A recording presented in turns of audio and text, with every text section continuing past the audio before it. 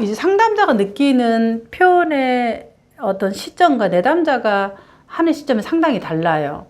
그래서 제가 계속 이제 그 초심 상담사 내비게이션 책 347쪽의 심리적 위치를 따라서 잡고 하는 것이 매우 중요하다. 그렇게 얘기를 했죠. 그러면 이제 어떻게 이걸 아냐 그러면 저도 이제 그런 것들을 계속 이 내담자의 속도와 나의 속도를 항상 이렇게 보는 거거든요. 집단할 때도 마찬가지고 상담할 때도 마찬가지죠. 그럼 이거 어떠냐면은 어떤 이제 이 내담자가 힘들어하는 어떤 상황을 얘기를 해요. 막 죄책감이 힘들다, 엄마 때문에 막 힘들다, 뭐가 힘들다 막 얘기를 할 때 그 부분의 이야기에 내담자가 진행하는 거를 보면 돼요. 근데 뭔가 내 거를 막 꺼내는 게 너무 조심스럽고 힘들고 이러면은 나를 내면으로 들여다보는 것이 아직 멀리 와 있다고 생각하면 돼요. 내 거를 꺼내는데 너무 긴장을 하고 각성이 돼 있고 이게 어려운 내담자는 아직 심리적인 자기의 그 위치를 들어가는 부분에서 아직까지 멀었다. 더 멀리 있다. 그러니까 이거는 정말 시간을 천천히 해야 된다. 이런 부분이에요. 이런 분들에게 제가 집단에서 작업을 권유를 하나하나 절대 안 해요. 왜? 그분의 위치는 지금 어디냐면 저 멀리 섬에 있어요. 어느 섬. 자기를 지금 사람들에게 개방해도 괜찮다. 내 어려움을 얘기해도 괜찮다. 이 단계가 먼저 선행이 돼야 된다는 거죠. 이게 안 돼 있는데 지금 여기 얘기해봐라. 이렇게 해봐라는 것 자체는 어마어마한 부담이에요. 그래서 이제 이분들에게는 먼저 내 이야기를 개방하고 이야기를 상담사 앞에서 꺼내고 이야기하는 이거 자체만으로도 엄청난 용기가 필요한 거예요. 그것으로 충분한 거예요. 그걸 이제 그럼 어떻게 하냐. 맞다. 민들레님이 지금 처음에 왔을 때 나는 어떻게 하든 이걸 피하고 싶었는데 피하지 않고 그래도 이만큼 지금 오셨네요. 그래서 이 당신이 피하지 않고 자기의 이야기를 상담 앞에서 개방하고 얘기한다는 것 자체가 당신으로서는 큰 용기가 필요했겠다. 내담자 입장에서 머물러주고 해야 된다. 그리고 내담자가 이제 얘기할 때 막 이제 우리가 뭔가를 막 퍼부으면서 분노를 표출해야 된다고 우리가 생각할 수 있어요. 근데 절대 그러지 않아요. 이 분노를 나타내는 방법은 정말 분노를 가진 색깔이 우리가 다양한 색깔이 있잖아요. 빨간색이라고 한다 그러면 그런 것처럼 내담자도 이 분노의 단계라든가 인식하는 게 정말 달라요. 아까 말한 경로 수준으로 그냥 막 갈기갈기 이렇게 찢어버리고 싶은 그런 분노를 표출해 보고 싶은 내담자도 있고 어떤 내담자는 나는 그렇게는 안 하고 싶어요. 왜? 엄마 아빠와 같은 모습을 하고 싶지 않아요. 그래서 되게 고상하고 다른 방식으로 내가 분노를 표현하고 싶어요. 근데 세상에 분노를 고상한 방법으로 표현하는 방법이 있나요? 없지요. 그게 그만큼 싫다는 거예요. 그러면은 이 표현하기 전에 엄마 아빠에 대한 감정을 다루는 것이 우선이에요. 그리고 나서 표현하는 건 뒤로 가야 되는 거죠.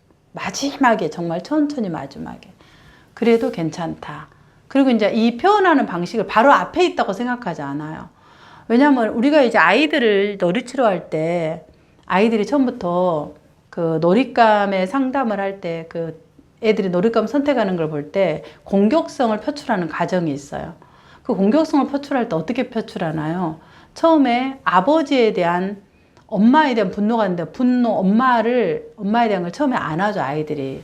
그럼 뭘 하냐 그러면은 그 공격성을 이런 식으로 표출을 해요. 지금 잠깐만요.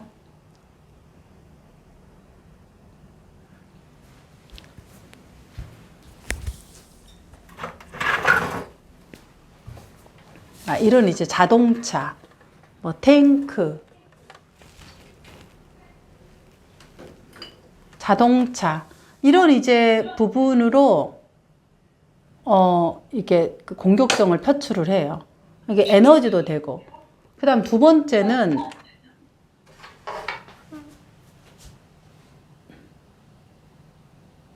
이렇게 이제 안전하게 대상의 사물로 표현하죠. 아까 우리가 대상 관계로 얘기를 하자면은 이제 사람이 아닌 이게 중간 대상이에요. 그래서 이제 이거는 막 부술 수도 있고 막 이렇게 할 수도 찢어버리기도 하고 막 애들이 막 공격성 표출하는 걸 보면은 그러잖아요. 그 이제 좀 그 다음 단계에 가서 이제 보면은 이게 무생물이잖아요. 무생물인 자동차 이런 부분으로 처음에는 이제 공격성이 이렇게 이 공격성이 이게 핵이라고 중심으로 생각하면 여기서 굉장히 멀리 지점부터 안전하게 한다라는 거죠. 아이들도 그래요.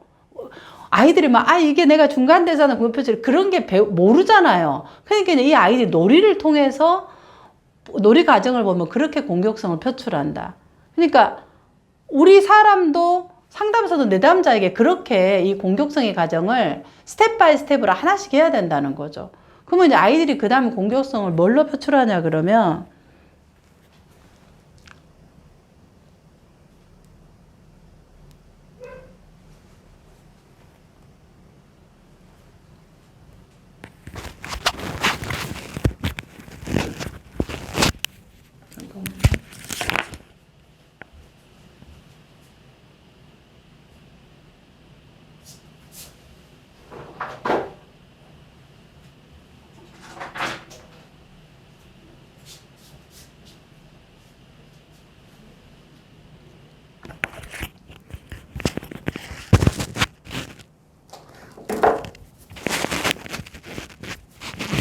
유아들 같은 경우는 이제 뭐 어른도 마찬가지고 이런 이제 곤충이나 사마귀 이런 부분으로도 공격성을 이제 살아있는 생물인데 조금 더 작은 생물로서 공격성을 배치를 하면서 공격성을 표출을 해요.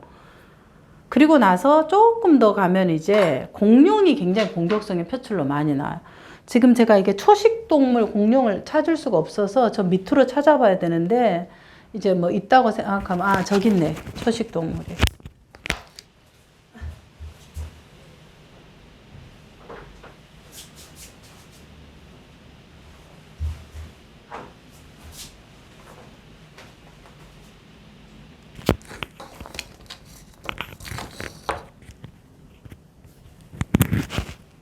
자, 이런 이제 초식 동물을 가져와서 배치를 해요. 여러 개를.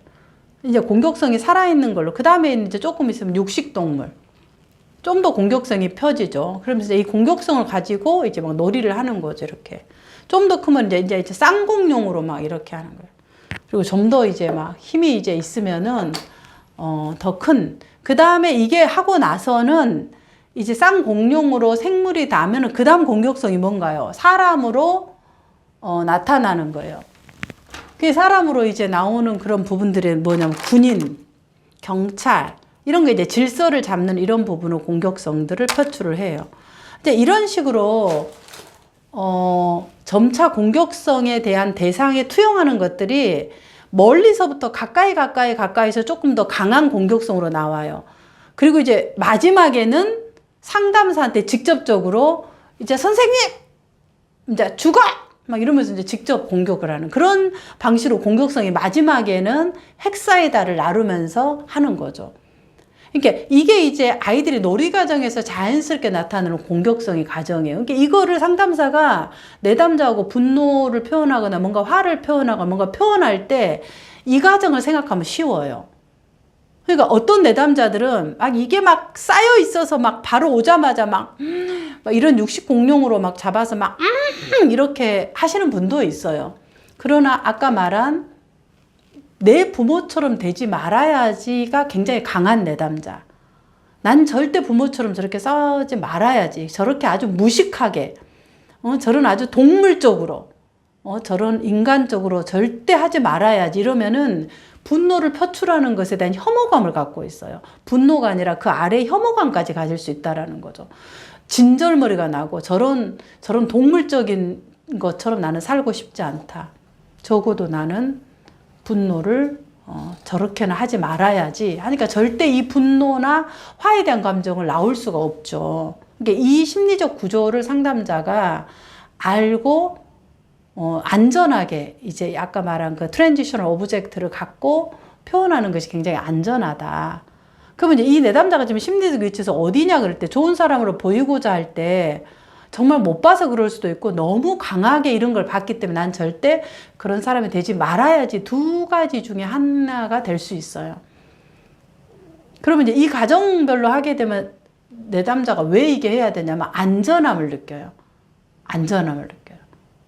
그리고 이건 표현한다는 것 자체가 불안을 느끼는 거예요. 내가 직접 엄마 아빠를 봐야 된다는. 그래서 이제 실제로 이미지 작업을 하면은 어떤 내담자들은 이게 이제 내담자가 아니라 상담자 교육 분석을 하는데도 이미지가 안 나오는 거예요. 부모를 떠올려 봐라고 하는데 이게 그 정도로 두려움이 강한 거예요. 안 보인다. 아버지가 저기 앉아서 폭력하는 장면을 보이는데 그 다음에 이미지로 들어가서 한번 얘기해보기 위해서 한번 그 이미지를 떠올려 봐라 그러는데 그 다음에는 이미지가 사라져 버리는 거예요. 그건 뭐냐면 너무나 강한 폭력에 대한 장면 속에서 두려워서 이미지를 떠올릴 수가 없는 거예요. 그러면은 사인이죠. 아, 굉장히 무섭구나. 그럼 이거를 좀 더 분할을 해서 굉장히 낱개로 해서 들어가야 되는 거예요. 그럼 이제 그 분할해서 낱개로 들어가는 방식이 거리를 조절하는 거예요. 거리를 조절해서 이제 제가 집단할 때 한번 현장에서 할 때 보신 분들은 기억을 한번 되살려 보면 제가 이제 그 대상에게 분노에 대한 작업을 할 때 거리 조절하는 걸 보셨을 거예요. 거리로 뒤에서부터 하나씩 하나씩 앞으로 가게 하는 그 거리 조절. 왜 그러냐면 처음부터 거리를 가까이 가진 않아요. 우리가 사람 얼굴에서 이렇게 정면으로 나온 사람 있고 측면이 있고 완전 뒤통수만 나오고 아예 안 보인 사람들 있잖아요. HDP 같은 사람 펄슨 볼 때 똑같은 거예요. 이미지가 안 떠올랐단 말은 무서운 거예요. 두렵고. 아, 그럴 때는 굉장히 두렵구나. 좀 더 촘촘하게 나누자. 이제 그런 방식으로 표현하는 것을 굉장히 다각도적인 입체적으로 상담자가 볼 수 있어야지 내담자의 그 표현하는 방식을 내담자의 것을 따라서 할 수 있다. 이렇게 얘기를 할 수 있겠습니다. 선생님 답변이 되셨을까요? 네, 박사님 감사합니다.